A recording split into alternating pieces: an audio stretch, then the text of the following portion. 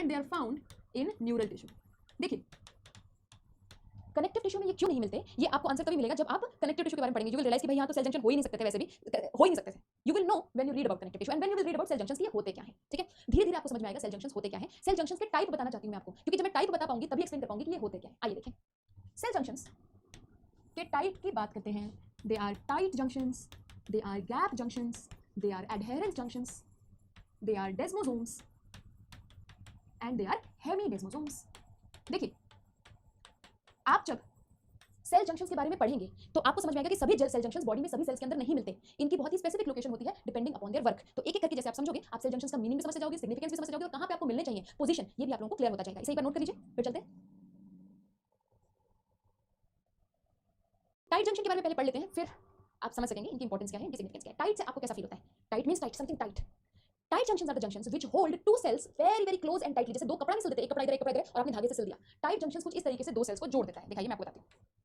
This is one cell and this is another cell and their plasma membranes are fused nicely and tightly, okay, and there are proteins which are keeping them together like this, जैसे कपड़े को सिल दिया है, and they are very tight and nothing can go from here to here, nothing can pass। यही purpose है tight junctions का। Tight junctions इसलिए होते हैं ताकि कोई भी चीज इस जगह से उस जगह पे ना पास हो सके, इतने वो टाइट इसलिए होते हैं। ये डायग्राम अगर आप देखना चाहें तो this is the cell membrane of one cell, this is one cell membrane, this one here, and this is the second cell membrane, this is the second cell membrane, okay, and they are stuck like this. Let me give an example. एक chewing gum लो और दूसरी chewing gum लो, उनको ऐसे चिपका दो आपस में, तो उनके बीच में टाइट जंक्शन बन गया है। अब टाइट जंक्शन आपको कहां मिलेगा? मैं आपको लॉजिक लगाने के लिए नहीं कहूंगी क्योंकि अभी आप बहुत ही नए हो इस टॉपिक में, बट ये मोस्टली एपिथेलियल टिश्यू में मिलेगा। इमेजिन करो एक स्टमक की अंदर वाली लाइन को, this is your stomach, okay, इसकी सबसे अंदर वाली लाइन क्योंकि ये फ्री सरफेस है, it will be made by epithelial tissue. Of course ये फ्री सरफेस का एपिथेलियल टिश्यू है, so there is an epithelial tissue here, there is an epithelial tissue here and there is an epithelial tissue here. Now you are eating food and there is lot of HCl in your stomach, right? There is lot of HCl in your stomach, okay, then this HCl can get between your cells and damage the underlying tissue. अगर आपके sales दूर दूर हैं तो वो चीजें नीचे सीपन हो सकती हैं, तो इन सेल्स में तो सेल जंक्शन होना ही चाहिए। These cells should be sealed together like this so that nothing can pass. Similarly, imagine your small intestine, same case. Similarly, imagine your urinary bladder.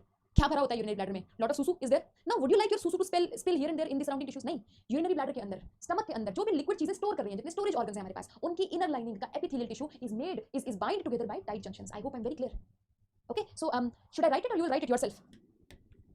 Stomach, small intestine, urinary bladder, okay, fine. Now you understand the importance of junctions, and now you understand what is meant by junction also, right? है ना, थोड़ा थोड़ा पता चल रहा है। अगली बात चलिए, gap junctions. These are very tricky junctions, okay? So the name is gap. So I have to make my cells at a gap. My cell